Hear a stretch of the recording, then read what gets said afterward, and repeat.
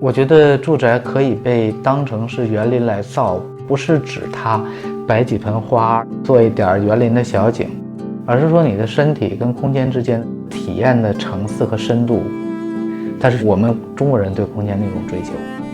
我在北京10几年了，大厂牛马，這個房子應該要住的人，我和我老公、小朋友還有我爸媽。跟金老師見面的時候，我就說核心的一個需求就是在3居室的格局當中多做出一個房间來，可以自己待一會兒，藏起來发個呆，隨便搞點啥東西。我覺得現代女性可能每個人心裡都需要。原來呢，中間一個大客廳，旁邊幾個封閉的小房間，都是孤立的，住宅裡面沒有任何風景可言。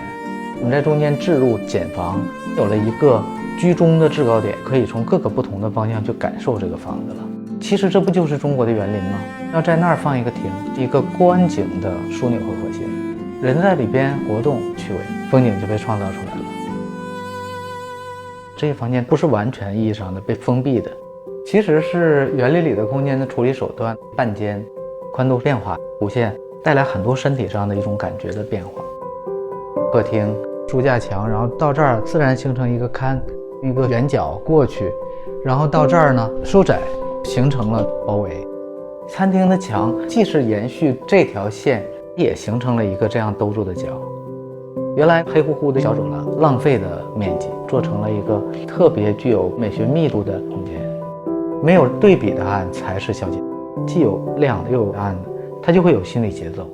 開始比較暗，光、泡泡、洞、折線、書架吸引你過去，你發現這牆自然的轉過去了，而那邊特別亮。等你轉過去的時候，你會發現了那個洞通往臥室。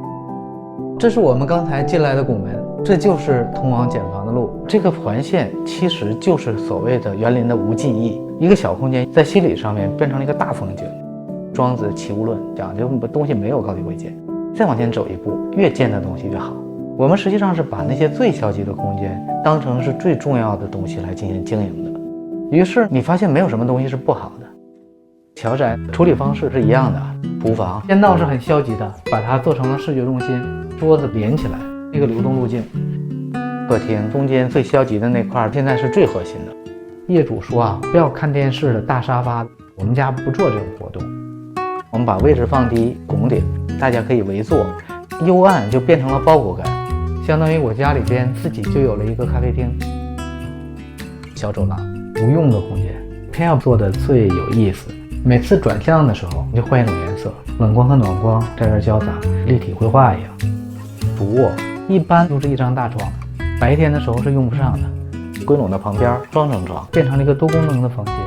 他們也願意這樣，互相作息時間的不同啊，不互相干擾嘛。兒童房像小山一樣，這底下呢還是可以置物的，我們留了幾個口，可以實現視線上的連通。松陽。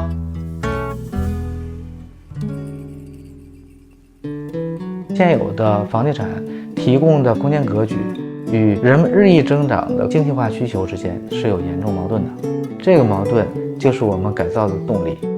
建築師們會覺得做大的才有成就感，像這種住宅大家不太關心嘛。18年我和自己家做了一下，不到40平，逐漸就做起來了。我覺得反而是這種地方很考驗人，能夠給普通人帶來一點樂趣。我們追求的也不是奢侈，你通過分析自己，認真的處理你的生活空間，這就是一種自我尊重。我覺得我們要敢想象一種花園裡的生活，在沒有人性的大城市裡邊去表達人性，在沒有詩的空間裡邊去做一首詩出來。